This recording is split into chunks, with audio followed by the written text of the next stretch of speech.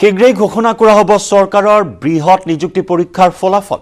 দুৰ্গোৎসৱৰ সময়তে ঘোষণা হ'ব ২৬,০০০ পদৰ নিযুক্তি পৰীক্ষাৰ ফলাফল।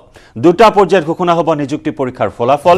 দুৰ্গা পূজাৰ আগত এটা আৰু দুৰ্গা পূজাৰ পাছত ঘোষণা কৰা হ'ব আনটো পৰীক্ষাৰ ফলাফল।